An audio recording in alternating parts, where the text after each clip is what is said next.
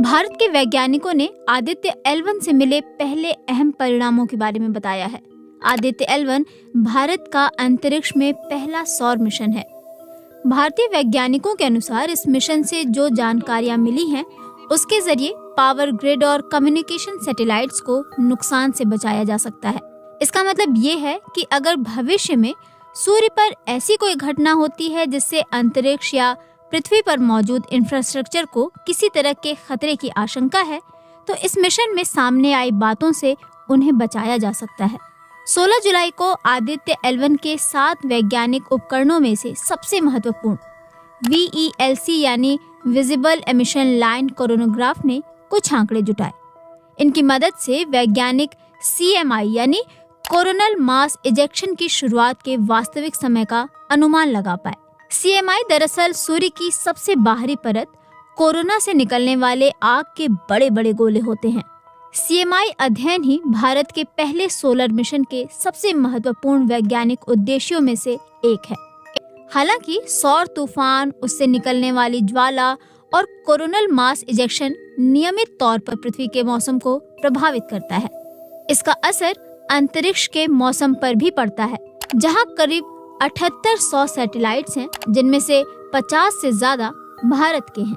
Space.com के मुताबिक इसकी वजह से मानव जीवन को खतरा होने की आशंका बहुत ही कम है, मगर इनके पृथ्वी की मैग्नेटिक फील्ड से टकराने पर पृथ्वी पर हलचल बढ़ सकती है।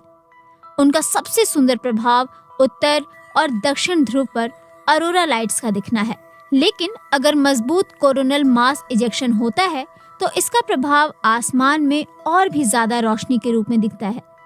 हालांकि ऐसी घटना का प्रभाव अंतरिक्ष में बहुत ही गंभीर होता है।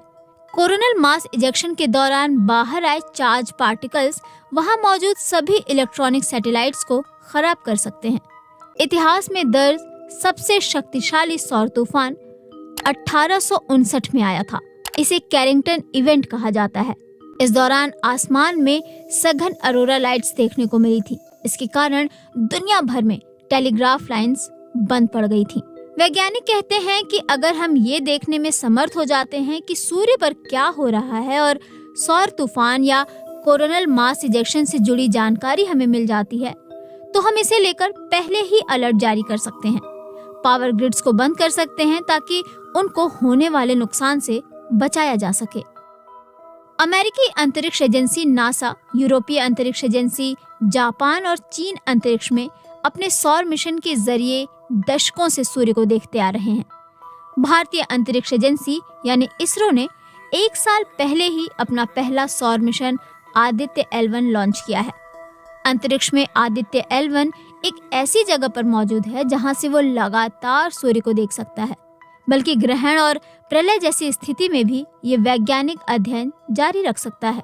भारत का कोरोनाग्राफ नासा, ESA के संयुक्त सौर और हेलियोस्फेरिक ऑब्जर्वेटरी में मौजूद कोरोनाग्राफ के मुकाबले थोड़ा बेहतर है।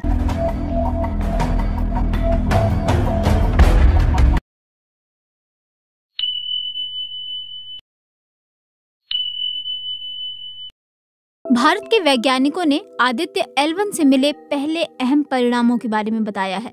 आदित्य L1 भारत का अंतरिक्ष में पहला सौर मिशन है। भारतीय वैज्ञानिकों के अनुसार इस मिशन से जो जानकारियां मिली हैं, उसके जरिए पावर ग्रिड और कम्युनिकेशन सैटेलाइट्स को नुकसान से बचाया जा सकता है। इसका मतलब ये है कि अगर भविष्य में सूर्य पर ऐसी कोई घटना होती है जिससे अंतरिक्ष या पृथ्वी पर मौजूद इंफ्रास्ट्रक्चर को किसी तरह के खतरे की आशंका है, तो इस मिशन में सामने आई बातों से उन्हें बचाया जा सकता है। 16 जुलाई को आदित्य L1 के 7 वैज्ञानिक उपकरणों में से सबसे महत्वपूर्ण VELC यानी विजिबल एमिशन लाइन कोरोनोग्राफ ने कुछ आंकड़े जुटाए।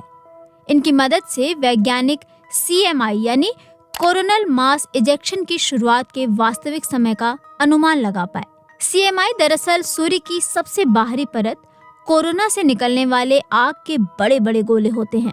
CMI अध्ययन ही भारत के पहले सोलर मिशन के सबसे महत्वपूर्ण वैज्ञानिक उद्देश्यों में से एक है।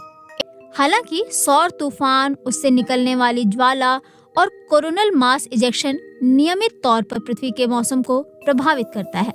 इसका असर अंतरिक्ष के मौसम पर भी पड़ता है, जहां करीब 7800 सैटेलाइट्स हैं, जिनमें से 50 से ज्यादा भारत के हैं।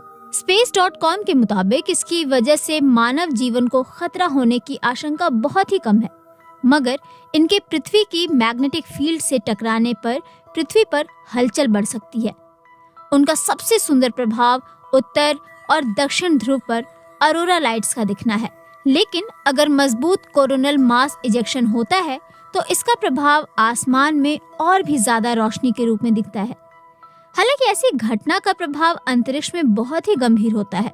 कोरोनल मास इजेक्शन के दौरान बाहर आए चार्ज पार्टिकल्स वहां मौजूद सभी इलेक्ट्रॉनिक सैटेलाइट्स को खराब कर सकते हैं। इतिहास में दर्ज सबसे शक्तिशाली सौर तूफान 1859 में आया था। इसे कैरिंगटन इवेंट कहा जाता है। इस दौरान आसमान में सघन अरोरा लाइट्स देखने को मिली थी। इसके कारण दुनिया भर में टेलीग्राफ लाइंस बंद पड़ गई थी।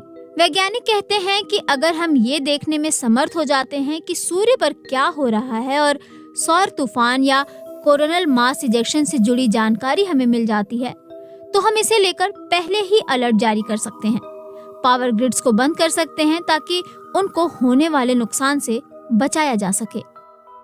अमेरिकी अंतरिक्ष एजेंसी नासा, यूरोपीय अंतरिक्ष एजेंसी, जापान और चीन अंतरिक्ष में अपने सौर मिशन के जरिए दशकों से सूर्य को देखते आ रहे हैं। भारतीय अंतरिक्ष एजेंसी यानी इसरो ने 1 साल पहले ही अपना पहला सौर मिशन आदित्य L1 लॉन्च किया है। अंतरिक्ष में आदित्य L1 एक ऐसी जगह पर मौजूद है जहां से वो लगातार सूर्य को देख सकता है, बल्कि ग्रहण और प्रलय जैसी स्थिति में भी ये वैज्ञानिक अध्ययन जारी रख सकता है। भारत का कोरोनाग्राफ नासा ESA के संयुक्त सौर और हेलियोस्फेरिक ऑब्जर्वेटरी में मौजूद कोरोनाग्राफ के मुकाबले थोड़ा बेहतर है।